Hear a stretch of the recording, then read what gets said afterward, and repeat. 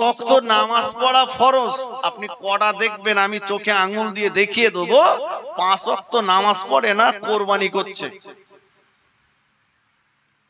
আছে না? কোরবানি করাটা কি? কোরবানি করা ওয়াজিব, নামাজ পড়া ফরজ।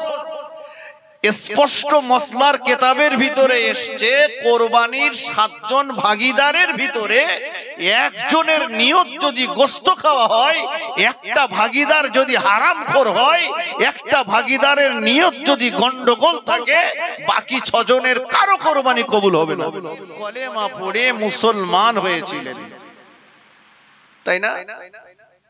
আজকে দুর্ভাগ্যজনক সত্য কথা, আমাদের আদর্শ দেখে একটা দোকানদার দোকানে মাল ধার দিতেও চায় না। সত্য না মিথ্যা বলেন? যে আজকে যদি ধার দেই, কালকে দোকানের সামনে দিয়ে যাবে না। আপনি দেখুন,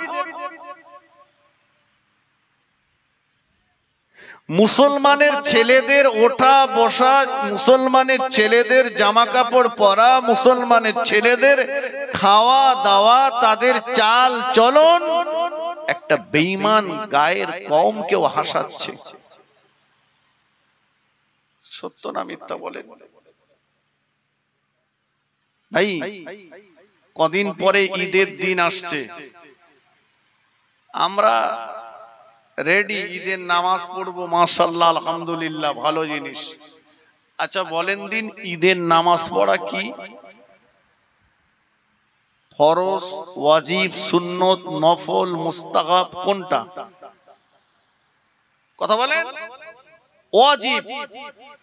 ঈদের নামাজ পড়া ওয়াজিব। যে ছেলেটা ঈদগাহ ময়দানে যে ঈদের কাতারের ফার্স্ট লাইনে দাঁড়াচ্ছে, ওই ছেলেটাই সকালে ফজরের নামাজ পড়িনি। ফজরের নামাজটা কি? ফরজ। ফজরের নামাজ ফরজ। ফরজ ছেড়ে দিয়ে যে ওয়াজিব আদায় করতে গেল, তার ওয়াজিবটা কি হবে? মাথায় পাগড়ি বাঁধা সুন্নাত, তাই বলে লুঙ্গি খুলে মাথায় পাগড়ি বাঁধাটা কি বুদ্ধিমানের কাজ? আমার কথা বোঝাচ্ছে না? ভাই, ঈদের দিন সকালবেলা একদম ঝপাঝপ, কেউ কলে, কেউ পুকুরে, কেউ বা শাওয়ারে, গোসল, সাবান, গোটা সাবানটা অর্ধেকটা মেখে ফেলে, নূতন জামা কাপড় পরে আতর সেন্ট মেখে চলে যাচ্ছে কোথায়? ঈদগাহ ময়দানে। কথাগুলো বুঝুন। আচ্ছা বলুন তো, যে ছেলেটা সারা সাবানটার অর্ধেকটা মেখে ফেললো, সে একদিন আগে সেলুনে যেয়ে লম্বা লাইন দিয়ে 350 টাকা দিয়ে চুল কেটেছে, রাম ছাগল 60। বুঝতে পারেননি? আছে না নেই? যে ছেলেটা ঈদগাহ ময়দানে নামাজ পড়তে যাবে বলে আগের দিন দাড়ি আর গোফটা লাইন দিয়ে দাঁড়িয়ে সাফ করে এসছে, ওই ছেলেটাই যখন নামাজ পড়তে যাচ্ছে ঈদের ময়দানে সাবান মেখে, ওকে দাঁড় করান, দাঁড়িয়ে বলেন তোর জামাটা খোল, হাত দুটো উঁচু কর। হাত দুটো উঁচু করে দেখেন, ওর বগলের নিচেটা আফ্রিকার জঙ্গল। আমার কথা বোঝা যাচ্ছে? নাভির নিচে আর বগলের নিচের অবাঞ্ছিত লোম যদি 30 দিনের ভিতরে কাটা না হয়, ওর ইবাদত আল্লাহর কাছে কবুল হবে না। যেটা কাটার দরকার সেটা কাটিনি, যেটা না কাটার দরকার সেইটা কেটে যাচ্ছে। আমার কথা বোঝা যাচ্ছে? এই তো আমাদের অবস্থা। লজ্জা লাগতেছে? ফেনা সেজির মতো হয়ে গেছে, তা কাটো না কেন? কিছু বুড়ো লোক বয়স হয়ে গেছে, তারাও কাটে না, খালি দাড়ি কলপ করছে। দাড়ি, চাচা বয়স হয়ে গেছে কিন্তু দাড়ি মোটে সাদা হয় না। ও চাচা, দাড়ি কালো কুসকুস করতেছে। বলে দাড়ি সাদা হলি না তো চাষির মন খারাপ হয়ে যায়। তার মানে চাচি মনে করবে যে চাচার বয়স হয়ে গেছে, এবার টেনে উঠবে। তাই চাচা বাজার থেকে সাদা করে এনে চাচির দেখাচ্ছে, এই দেখ, চিন্তা করিস না এখনো আমি জওয়ান রয়েছি। আমি বলি চাচা, আসলে চাচি তোমার জাহান্নামে নিয়ে যাবে বলে রিজার্ভেশন টিকিট কেটে দিচ্ছে, ও সিটি কেউ বসবে না, সোজা জাহান্নাম। ভাই আমি যে কথাগুলো বলছি বাস্তবের সঙ্গে মিলিয়ে নেন। ভাই নামাজ পড়া, 5 ওয়াক্ত নামাজ পড়া কি একটু কথা বলেন? ফরজ।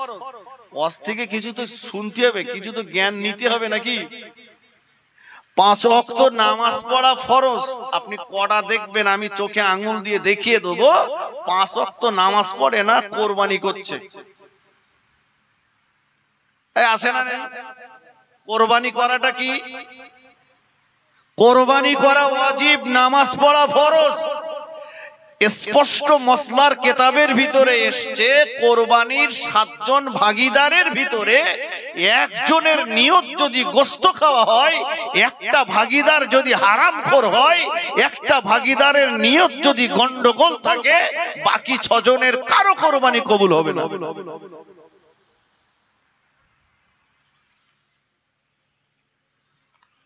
আমার কথা বুঝতে পারছেন? সন্ধ্যার থেকে কি শুনেছেন আমি জানি না, তবে এতক্ষণ যা ছিল সব সার্জেন্ট ডাক্তার। সার্জেন্ট ডাক্তারের কাজ কি বলেন দিন? ওর ফিস বেশি, রোগী শুধু দেখে আর প্রেসক্রিপশন করে। আমি হচ্ছি কম্পাউন্ডার। কম্পাউন্ডারের কাজ কি বলেন দিন? ওই প্রেসক্রিপশন দেখবে আর ওষুধ দেবে, তাই তো নাকি?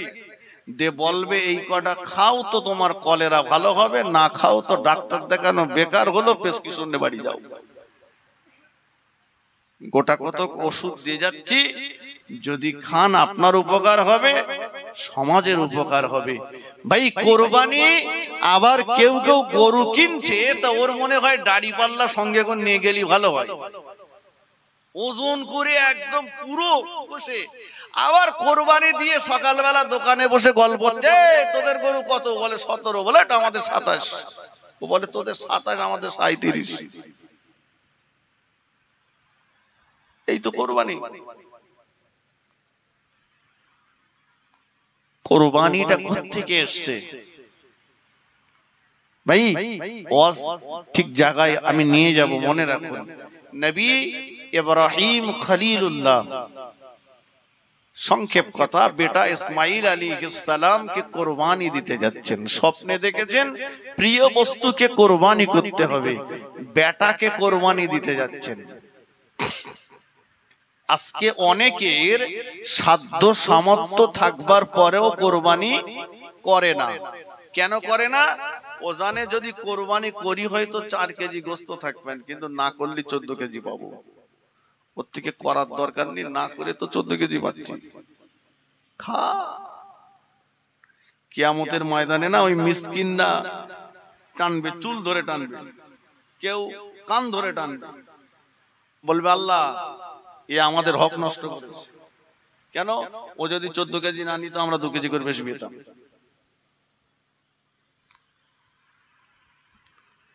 আর বেটাকে কোরবানি করতে যাচ্ছে, বেটা সহজ কথা নয়। কোরবানি করতে নিয়ে গেছে নবী ইব্রাহিম খলিলুল্লাহ, বেটা ইসমাইল আলাইহিস সালামের গলাতে ছুরি চালাবেন। ইসমাইল আলাইহিস সালাম বলছেন, আব্বা জান, ও আমার আব্বা জান, আপনি আপনার চোখেতে একটা রুমাল বেঁধে নেন। আমি ইসমাইল আমার পা দুটো একটা দড়ি দিয়ে বেঁধে দেন। চোখেতে রুমাল বেঁধে দেন আর আমার পা দুটো দড়ি দিয়ে বেঁধে দেন। কেন বেটা এমন বলছো? আহা, দীর্ঘ প্রতীক্ষার ফসল বেটা। আব্বাজান, আমি হলাম আপনার বেটা, আমার গলাতে ছুরি চালাতে যে আপনার অন্তরে যদি দয়া মায়া সৃষ্টি হয়ে যায়, আমার গলায় ছুরি চালাতে যে আপনার অন্তরটায় যদি মায়া সৃষ্টি হয়ে যায়, হয়তোবা কোরবানি আল্লাহ দরবারে পছন্দ হবে না।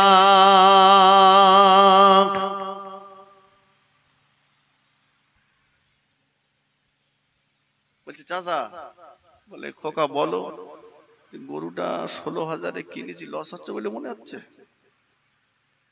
চাচা, এই বাজারে একদম দাঁড়িয়ে লস, কিচ্ছু করার নেই, পয়সাটা একদম পানিতে ফেলে দিলাম।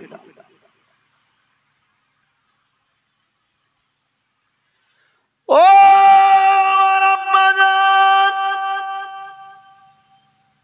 আপনি যখন আমার গলায় ছুরি চালিয়ে দেবেন, ওই সময় আমি যদি ছটপট ছটপট করতে থাকি, আমার শিরা উপশিরা গুলো যখন কাটতে থাকবে, যদি আমি ছটপট ছটপট করতে থাকি, ওই সময় যদি আমার কদমটা আমার পাটা আপনার গায়ে লেগে যায়, আপনি যে আমার আব্বা, আপনি যে আমার পিতা, আপনার সঙ্গে বেয়াদবি হয়ে যাবে, আল্লাহ পাক হয়তোবা নারাজ হয়ে যাবেন।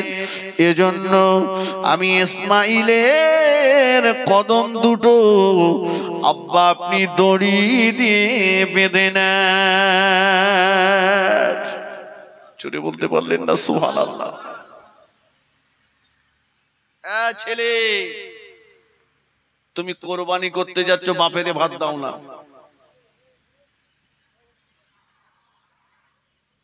কোরবানির বড় ভাগীদার সারা বছর চলে গেল, বাপের সঙ্গে আলাপ নেই, বাপকে ভাত দেয়নি, মাকে ভাত দেয়নি, বাপ মাকে খেতে দেয়নি, তাদের একটা শাড়ি দেয়নি, লুঙ্গি দেয়নি, তারা অসুস্থ, তাদের ঔষধ কিনে দেয়নি।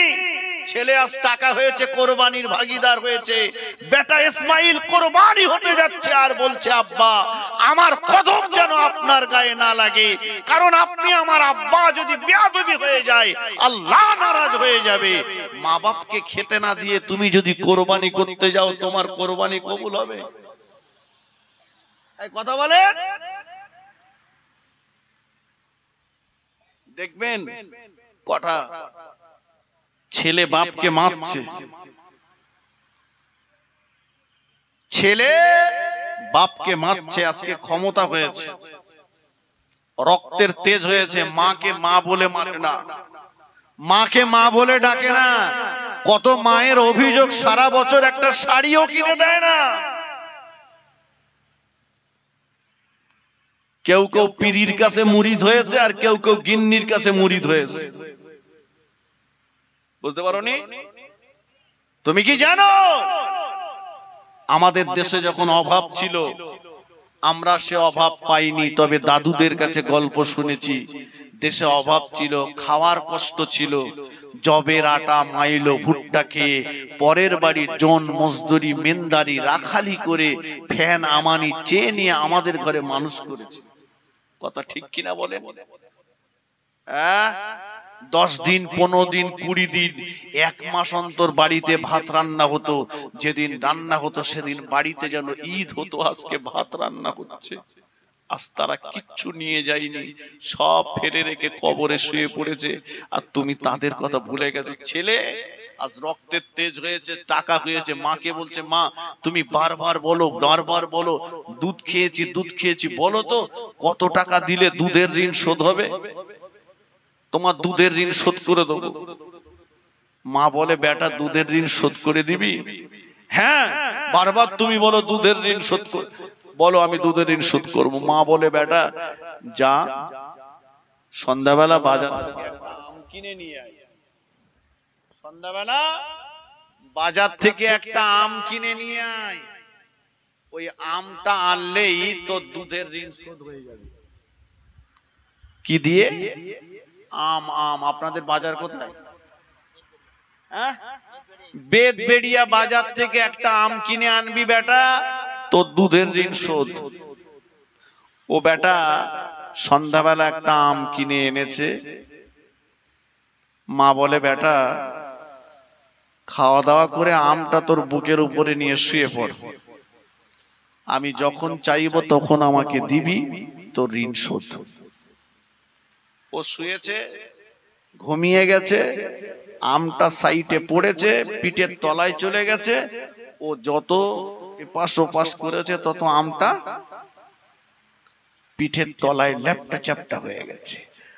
মা দেখেছে, বেটা কচি, এই ওঠ, আম দে, দুধের ঋণ শোধ করবি না। ও উঠে দেখে আম তো পিঠের তলায়।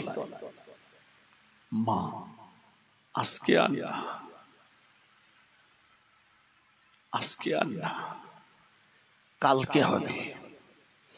মা বলে, বেটা তুই দেখা তোর শরীরের একটা অঙ্গ, একটা অঙ্গ দেখ। আমার বেটা, তুই আমার ডান দিকে পেশাব করেছিস, আমি তো জনম দুঃখিনী মা বাম দিকে নিয়ে শুইয়ে দিয়েছি। তুই আমার বাম দিকে পেশাব করেছিস, তোকে আমি আমার বুকের উপরে করে নিয়ে শুইয়ে দিয়েছি। তুই আবার কাপড়ে পেশাব করেছিস, আমি তো জনম দুঃখিনী মা তোর ওই পেশাবে ভেজা ভিজে কাপড়ের দিকটা আমি আমার গায়ে জড়িয়ে নিয়ে শুকনো কাপড়টাই তোকে জড়িয়েছি। বেটারে, পৌষ মাসের কনকনে ঠান্ডা, রাত্রেবেলা ক্ষুধার জ্বালায় তুই কেঁদে উঠেছিস। আমি তোর মা, ইচ্ছা করলে তোকে ঠান্ডা দুধ খাওয়াতে পারতাম, বাড়ি গ্যাস ছিল না।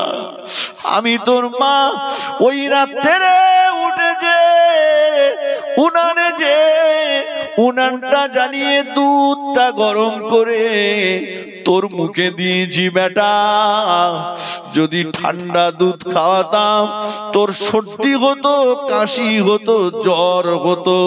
তোর চিন্তা করে আমি তোর মা তোকে ঠান্ডা দুধ খাওয়াইনি। বেটা, আমার বেটা দেখা দেখা দেখা, আমি তোর মা আমার জন্য আমার পিঠের তলায় পড়ে তোর শরীরের একটা অঙ্গ নষ্ট হয়ে গিয়েছে। দেখা বেটারে, তুই আমার জন্য একটা রাতের কিছুটা অংশ একটা আম পাহারা দিতে পারলি না। তুই দুধের ঋণ শোধ করাবি বেটা না। আল্লাহ নবী বলেছে, ছেলে তুমি যদি তোমার শরীরের চামড়াটাকে ছাড়িয়ে ছাড়িয়ে তোমার জনম দুঃখিনী মায়ের পায়ের জুতা বানিয়ে দাও, তবুও তুমি তোমার জনম দুঃখিনী মায়ের এক ফোঁটা দুধের ঋণ শোধ করতে পারবে না। জোরে বলতে পারেন না সুবহানাল্লাহ? জোরে বলেন না সুবহানাল্লাহ?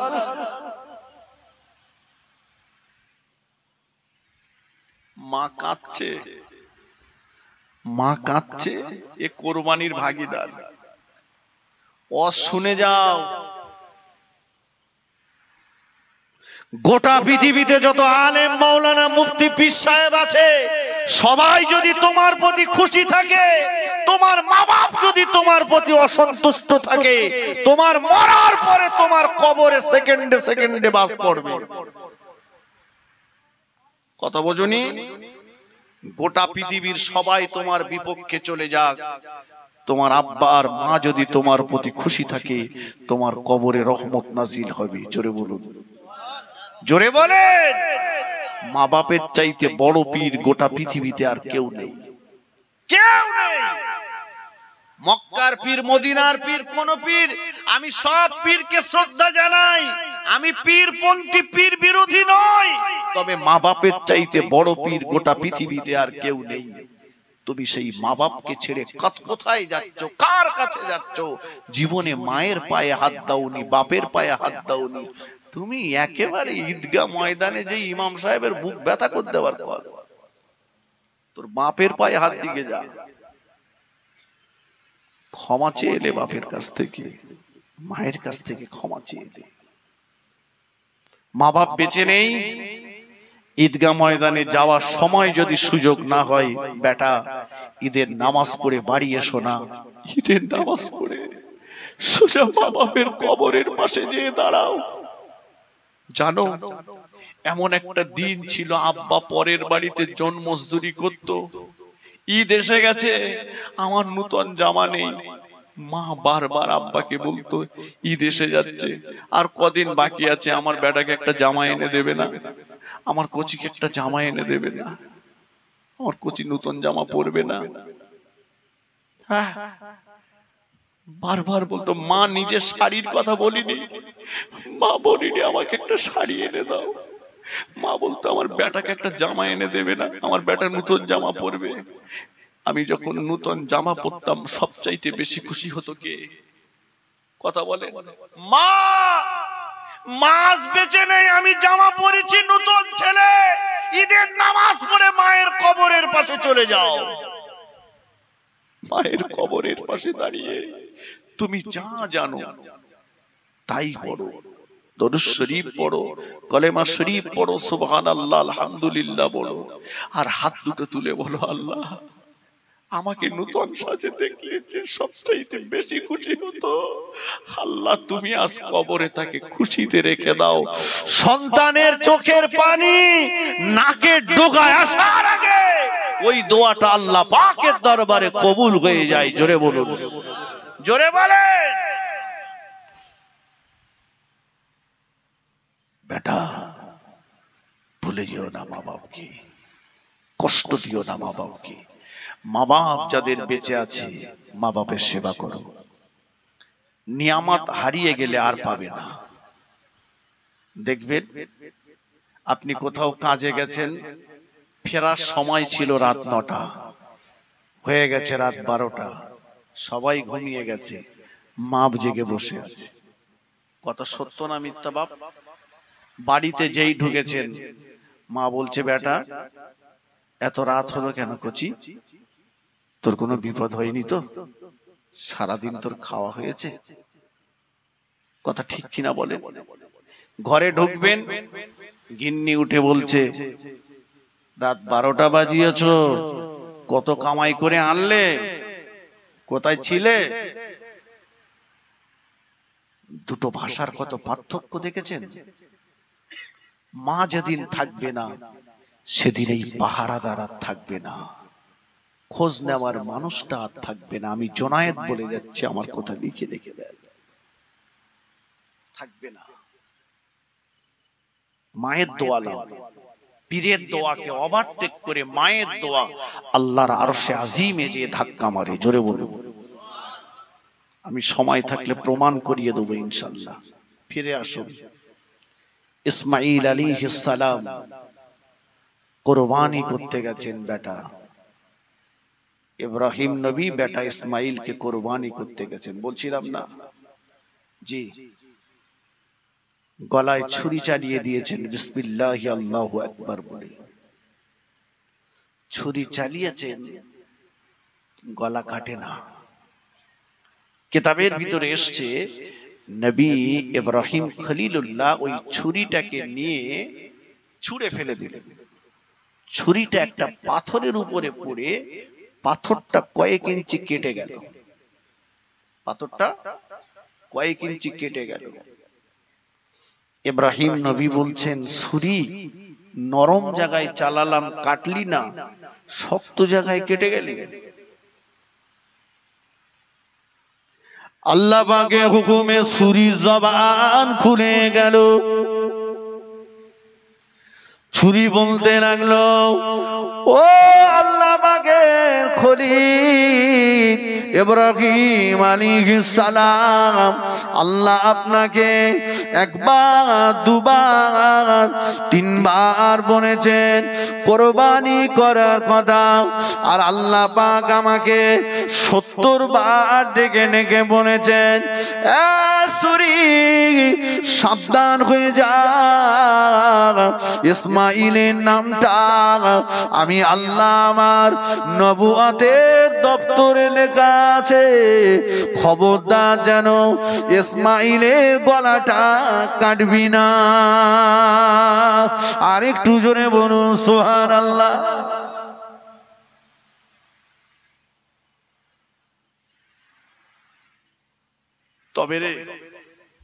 তবে ইব্রাহিম নবী এবার ছুরিটা তুলেছেন, বলে ছুরি তুই যতক্ষণ না কাটবি আমি ততক্ষণ শুনবো না। আল্লাহর পাগল, আল্লাহ পাক ফেরেশতা জিবরিল আমিনকে বললেন, জিবরাইল আমার ইব্রাহিম পাগল হয়ে গেছে। ইব্রাহিম বলেছে যতক্ষণ না কাটবে আমি শুনবো না, শিগগিরই চলে যাও, জান্নাত থেকে একটা দুম্বা নিয়ে এসো। জিবরিল আমিন আলাইহিস সালাম জান্নাতে চলে গেলেন, এদিকে ইব্রাহিম নবী ছুরি তুলে ফেলেছেন। চিন্তা করছেন জিবরাইল আমিন যে আমি দুম্বা নিয়ে আসার আগেই যদি ছুরি চালিয়ে দেয়, কথা বোঝেননি, আমার আসার আগেই যদি ছুরি চালিয়ে দেয়। আল্লাহর ফেরেশতা জিবরাইল আমিন আলাইহিস সালাম জান্নাত থেকে আওয়াজ দিচ্ছেন, আল্লাহু আকবার, আল্লাহু আকবার, আল্লাহু আকবার, আল্লাহু আকবার। নবী ইব্রাহিম খলিলুল্লাহ আশ্চর্যিত হয়ে গেলেন, হতচকিত হয়ে গেলেন। আল্লাহ মহান, আল্লাহ মহান, এই আওয়াজটা কোথা থেকে আসছে? আল্লাহু আকবার, আল্লাহু আকবার, আল্লাহ মহান, আল্লাহ মহান।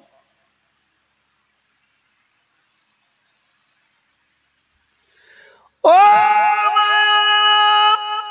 আল্লাহ পাকের খলিল ইব্রাহিম খলিলুল্লাহ দিওয়ানা হয়ে গেলেন, মজনুন হয়ে গেলেন। আল্লাহু আকবার, আল্লাহু আকবার ধ্বনি যেই না শুরু হলো, নবী ইব্রাহিম খলিলুল্লাহ বললেন, লা ইলাহা ইল্লাল্লাহ, লা ইলাহা ইল্লাল্লাহ, আল্লাহ ছাড়া কোনো মাবুদ নাই, আল্লাহ ছাড়া কোনো মাবুদ নাই। জিবরাইল আমিন আবার আওয়াজ দিলেন, আল্লাহু আকবার, আল্লাহু আকবার, আল্লাহ মহান, আল্লাহ মহান। আসমান জমিনে যত ফেরেশতা ছিল সঙ্গে সঙ্গে তারাও বলে উঠল, ওয়ালিল্লাহিল হামদ, ওয়ালিল্লাহিল গাব, সমস্ত প্রশংসা আমার আল্লাহ পাকের জন্য।